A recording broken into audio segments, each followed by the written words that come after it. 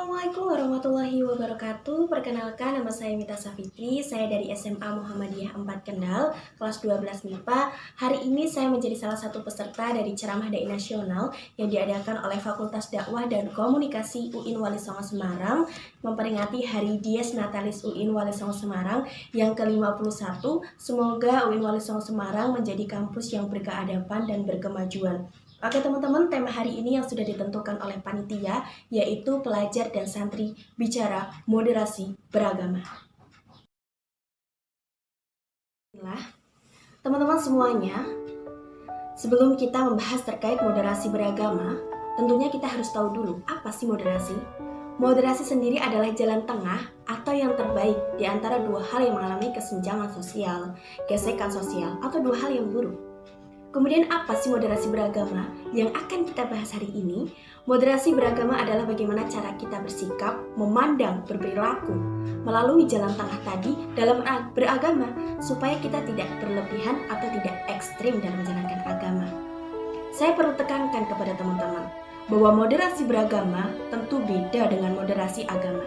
Agama tidak perlu dimoderasi karena agama sendiri yang sudah mengajarkan keseimbangan, persatuan. Yang perlu dimoderasi adalah penganut agama dalam menjalankan moderasi agama sendiri. Kita tahu betul teman-teman sebagai seorang pelajar bahwa Indonesia ini adalah negara yang majemuk, di mana banyak sekali suku, budaya, ras, dan agama yang disatukan oleh satu, yaitu Bhinneka Tunggal Ika, berbeda-beda tapi tetap satu tujuan. Tapi pertanyaannya teman-teman, Indonesia sekarang sedang bersedih. Ibu Pertiwi sedang menangis karena keberagaman tersebut melahirkan fanatisme buta, pertikaian, bahkan persaingan tidak sehat. Pertanyaannya satu buat para pelajar sekarang, maukah kita, bangsa yang besar ini, bangsa yang dibangun oleh para pahlawan dengan bercucuran darah, kini hancur karena tidak saling menerima keberagaman? Kemudian Kementerian Agama Republik Indonesia memberikan solusi dengan cara moderasi beragama. Kemudian bagaimana agar kita bisa mencapai moderasi beragama tadi? Jawabannya hanya satu, toleransi.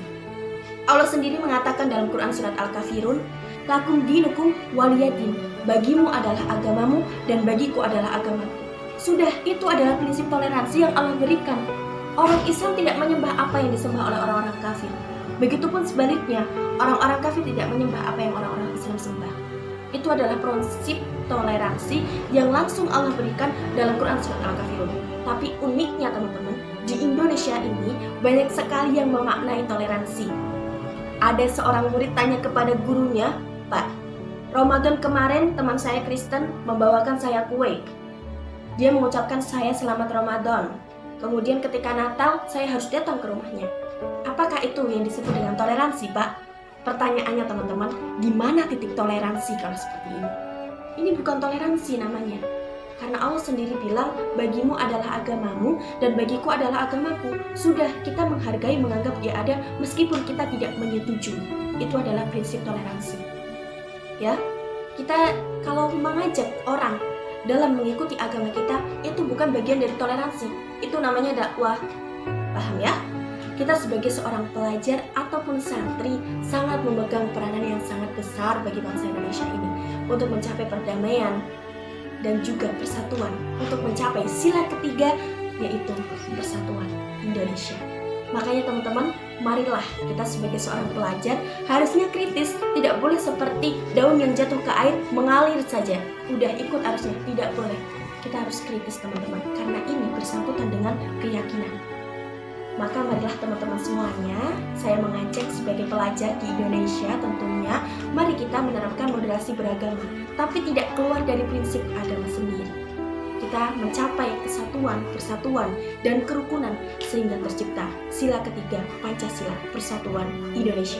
Terima kasih, saya Mita Safitri. Wassalamualaikum warahmatullahi wabarakatuh.